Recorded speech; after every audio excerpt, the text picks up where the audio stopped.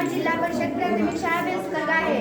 आम्ही इथे घनकचरा व्यवस्थापन हा प्रयोग घेऊन आलो आहोत. तर आजच्या औद्योगिक काळामध्ये खूप मोठ्या प्रमाणात शहरे खूप मोठी होत आहे.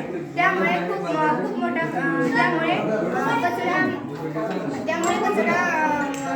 कचरा निर्माण होत आहे. या कचऱ्याची विल्हेवाट कशी लावायची हा खूप मोठा प्रश्न पडलेला आहे.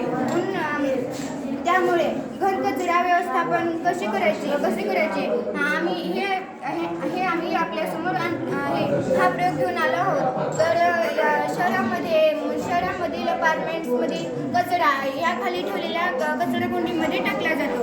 तर ही कचराकुंडी ओल्या कचराकुंडीची आहे. तर ही दुसरी कचराकुंडी सुक्या कचऱ्याची आणि ही प्लास्टिक कचऱ्याची. हे प्लास्टिक व दवाखान्यात उत्पन्न झालेल्या कचऱ्याची आहे. ही कचराकुंडी ओल्या कचऱ्याची त्याच्यामध्ये